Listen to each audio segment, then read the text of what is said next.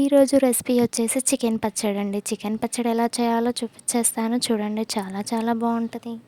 అలాగే పచ్చడి నిల్వ ఉండాలంటే ఏం చేయాలో నేను చెప్తాను చూడండి. నేను చెప్పే కొలతలతోనే పెట్టుకున్నారంటే పర్ఫెక్ట్గా నిల్వ ఉంటుందండి. ముందుగా నేను ఇక్కడ వచ్చేసి 2 కేజెస్ చికెన్ తీసుకున్నానండి. చికెన్ పచ్చడి అనేది ప్రిపేర్ చేస్తున్నానండి. ఇక్కడ వచ్చేసి నేను బోన్స్ తీసుకున్నాను, మెత్తడివి కూడా తీసుకున్నాను. నేను 2 తీసుకున్నాను అనమాట. కొంతమంది వచ్చేసి బోన్స్ తీసేస్తారు, కానీ నేను బోన్స్ కూడా వేసుకుంటున్నాను. నేను 2 కలిపి ప్రిపేర్ చేస్తున్నానండి. ఇక్కడ నేను 2 కేజెస్ చికెన్ తీసుకున్నాను.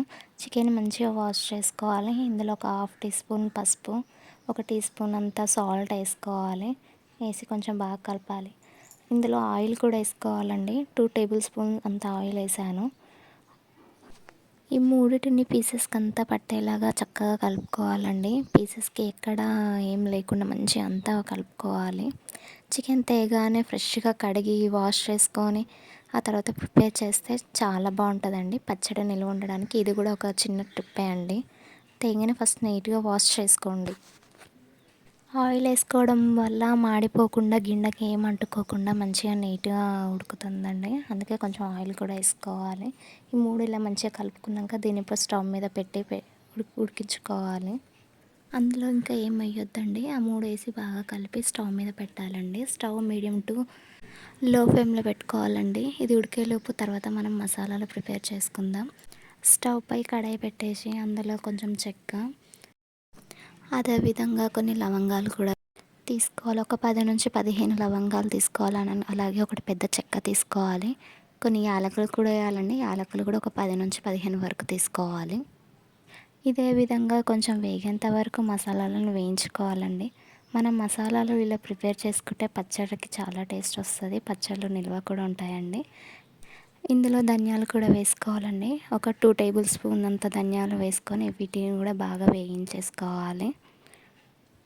ఈ విధంగా ధనియాలు కూడా బాగా వేగిపోయాక ఇప్పుడు ఇందులోకి ఒక 1 టీ స్పూన్ ఆవాలు వేసుకోవాలి. అలాగే 1 స్పూన్ జీలకర్ర వేసుకోవాలి. స్టవ్ మాత్రం మీడియంలో పెట్టుకొని వేయించుకోవాలి, లేకపోతే మసాలాలు మాడిపోతాయి. అలాగే 1 స్పూన్ మెంతులు కూడా వేసుకొని వీటిని కూడా బాగా వేయించుకోవాలి. ఇప్పుడు నేను చెప్పిన కొలతలన్నీ 2 కేజెస్ చికెన్కి పర్ఫెక్ట్గా సరిపోతుంది అన్నమాట. ఈ కొలతలు కరెక్ట్గా ఉంటాయండి పచ్చడికి. 2 కేజెస్ చికెన్కి కరెక్ట్ కొలత ఇదేనండి. ఇప్పుడు ఇలా బాగా వేగిపోయాక వీటిని చల్లారబెట్టుకోవాలి. నేను ఒక ప్లేట్లో వేసుకొని వీటిని చల్లారబెట్టుకుంటా. మనకి మసాలాలు కొంచెం తక్కువ తినే వాళ్ళైతే తగ్గించే వేసుకోండి. మసాలాలు ఎక్కువ తినే వాళ్ళైతే ఇది కరెక్ట్ సరిపోతాయండి కొలతలు. ఇవి చల్లారిపోయాక ఒక మిక్సీ జార్ తీసుకొని మిక్సీ జార్లోకి మొత్తం వీటిని వేసేసుకొని మిక్సీ పట్టుకోవాలండి. మొత్తం బరక కాదు, అలా అని మెత్తగా కాదు. ఇక్కడ నేను వీడియోలో చూపిస్తున్నట్టు కొంచెం లైట్గా పట్టుకోండి. ఇలా పట్టేసుకొని పక్కకు పెట్టేసుకోవాలండి. ఇలా ఈ మసాలాలతోనే పచ్చడికి టేస్ట్ అనేది వస్తుంది అనమాట. ఇప్పుడు దీన్ని పక్కకు పెట్టేసి మనం చికెన్ ఉడికిందో లేదో చూద్దాం.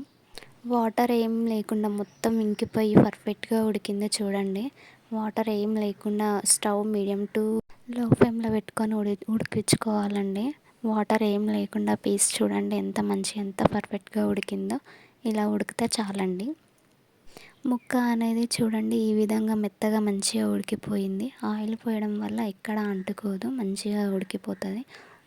ఇప్పుడు ఒక స్టవ్ మీద కడాయి పెట్టుకొని ఆయిల్ వేసుకోవాలండి. ఆయిల్ అయితే కొంచెం ఎక్కువనే పడుతుంది. పచ్చళ్ళు అంటే కొంచెం ఆయిల్ ఎక్కువనే ఉండాలి కదా, దీనికైతే ఆయిల్ ఎక్కువనే పడుతుంది. ఇక్కడ నేనైతే ఒక 1/2 కేజీ వరకు ఆయిల్ వేసాను. ఆయిల్ మొత్తం హీట్ అయిన తర్వాత ఇందులో ఇందాక ఉడికించిన చికెన్ ముక్కలన్నీ ఒకటిగా వేసుకొని స్టవ్ అనేది మీడియం టు హై ఫ్లేమ్లో పెట్టుకొని ముక్కలు ఒక్కొక్కటిగా వేసుకొని మంచిగా ఫ్రై చేసుకోవాలి. నేను ఒకేసారి 2 కేజెస్ చికెన్ వేయించుకుంటున్నాను. పెద్ద కడాయి పెట్టుకొని అంతా ఒక్కసారి వేయించుకుంటే మనకు ప్రతి ముక్క కరెక్ట్ పర్ఫెక్ట్గా ఉడికిపోతుంది. సగం సగం వేయించుకుంటే కొన్ని ఉడుకుతాయి, కొన్ని ఉడకవు. అందుకే పెద్ద గిన్నె పెట్టుకొని అన్నీ ఒక్క దాంట్లోనే వేయించేసుకోవాలి.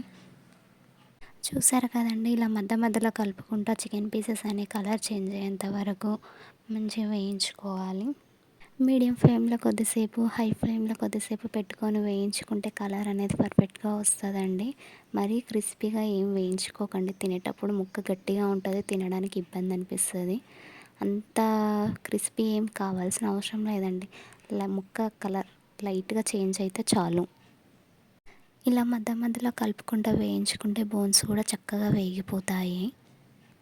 టేస్ట్ మాత్రం చాలా బాగుంటుందండి. మనం వేయించేటప్పుడు వేసే మసాలాలోని కానీ ఇట్లా వేయించడంలో కానీ పర్ఫెక్ట్గా వేయించామంటే చికెన్ అస్సలు పాడవ్వదండి, నిల్వ ఉంటుంది. చూసారు కదా, ముక్క కలర్ చేంజ్ అయ్యి ఇట్లా నురగలు వచ్చేంత వరకు వేయించేసుకోవాలి. ఇలా పర్ఫెక్ట్గా వేగిన తర్వాత ఇప్పుడు ఇందులోకి అల్లం వెల్లుల్లి పేస్ట్ వేసుకోవాలి. ఫ్రెష్గా ఉండే అల్లం వెల్లుల్లి పేస్ట్ తీసుకోవాలండి, అట్లయితే చాలా టేస్ట్ వస్తుంది. నేనైతే 3 టేబుల్ స్పూన్ అంత అల్లం వెల్లుల్లి పేస్ట్ వేసుకుంటున్నానండి. అప్పటికప్పుడు నూరుకున్న అల్లం వెల్లుల్లి పేస్ట్ అయితే ఇంకా టేస్ట్ వస్తుందండి.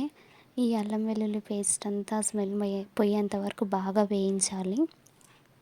ఇలా మిక్స్ చేస్తూ వేయించుకోవాలండి. ఇలా వేయించుకుంటే అల్లం వెల్లుల్లి పేస్ట్ ముక్కలు కూడా అంతా చక్కగా పట్టుకుంటుంది. అల్లం వెల్లుల్లి పేస్ట్ వేగిపోయిన తర్వాత స్టవ్ ఆఫ్ చేసేయాలి. చూసారు కదండి ఎలా కలర్ వచ్చేసిందో. ఇలా కలర్ వచ్చిన తర్వాత అల్లం వెల్లుల్లి పేస్ట్ కూడా అంతా వేగిన తర్వాత స్టవ్ ఆఫ్ చేసుకోవాలి. బోన్స్ కూడా చక్కగా వేగిపోతాయి అన్నమాట. తినేటప్పుడు కూడా టేస్ట్ అనేది సూపర్గా ఉంటుందండి. చాలా బాగుంటుందండి. ఎక్కువ క్రిస్పీగా వేయించేస్తే కూడా చల్లారిపోయాక మొత్తం గట్టిగా రాయిలాగా అయిపోతుందండి, తినేటప్పుడు ఇబ్బంది అనిపిస్తుంది. అందుకే కొంచెం ఈ విధంగా వేయించుకుంటే చాలా బాగుంటుంది. ఎప్పుడైనా సరే ఎక్కువ గట్టిగా క్రిస్పీగా వేయించుకోవద్దు, చల్లారిపోయాక ముక్క అనేది గట్టిగా అయిపోతుంది.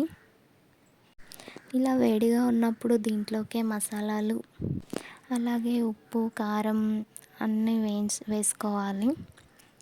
చూసారు కదండి ముక్క ఎంత మంచిగా అయిపోయిందో. ముక్క మంచిగా ఉడికి ఆయిల్ కూడా అంతా పైకి తేలింది. ఇప్పుడు ఇందులోకి మనం ఇందాక ప్రిపేర్ చేసుకున్న మసాలాలు కూడా వేసేద్దాం. టేస్ట్కి తగ్గట్టు సాల్ట్ వేసుకోవాలి. ఇక్కడ నేనైతే ఒక పెద్ద చెంచాతోని 1 టేబుల్ స్పూన్ అంతా వేసుకున్నాను. బాగానే ఉప్పు తక్కువ ఉంటే కూడా పచ్చళ్ళు తొందరగా ఖరాబ్ అయిపోతాయి. అలాగే ఇందులో కారం కూడా యాడ్ చేసుకోవాలి. కారం ఎవరి స్పైస్ని బట్టి వాళ్ళు వేసుకోండి. మేమైతే కొంచెం ఎక్కువనే తింటాం కాబట్టి నేనైతే బాగానే వేసాను. నాన్ వెజ్లోకి కారం ఎక్కువ ఉంటేనే బాగుంటుంది కదండి, అందుకే కొంచెం నేనైతే కారం ఎక్కువనే వేసేసుకున్నాను. వీటన్నిటిని వేసుకొని మంచిగా అంతా అన్నిటికీ పట్టేటట్టు బాగా మిక్స్ చేయాలి. ఇలా మిక్స్ చేసుకున్న తర్వాత ఇవన్నీ ఆయిల్లో బాగా కలిసేలా మంచిగా కలుపుకోవాలండి. ఇది మొత్తం పూర్తిగా చల్లారేంత వరకు దీన్ని పక్కకు పెట్టేసేద్దాం. పూర్తిగా చల్లారిపోయిన తర్వాత ఈ విధంగా ఉంటుంది చూడండి. ఆయిల్ మొత్తం గట్టిగా అయిపోతుంది కదండి. ఇప్పుడు దీంట్లోకి మనం లెమన్ జ్యూస్ యాడ్ చేసుకోవాలి. చూసారు కదండి ఎలా అయిపోయిందో. పీసెస్కి ఉప్పు కారం అంతా చక్కగా పట్టేస్తుంది. ఒకసారి మనం అంతా మిక్స్ చేసుకోవాలి. అంతా ఒకసారి మిక్స్ చేసుకున్న తర్వాత నేనైతే ఒక 5 నిమ్మకాయలనైతే తీసుకొని వాటిని జ్యూస్ తీసి పక్కకు పెట్టేశాను. యాడ్ చేసుకొని అంతా ఒకసారి మిక్స్ చేసుకోవాలి. అంతా ఒకసారి అట్లా మిక్స్ చేసుకోవడం వల్ల బాగుంటుంది. పూర్తిగా చల్లారిన తర్వాతనే ఈ లెమన్ జ్యూస్ అనేది యాడ్ చేసుకోవాలండి. ఈ లెమన్ జ్యూస్ వేసిన తర్వాత ఒక 2 డేస్ గాజు కంటైనర్లో పెట్టేసి ఆ తర్వాత మనం అన్నంలో వేసుకొని తింటే బాగుంటుందండి.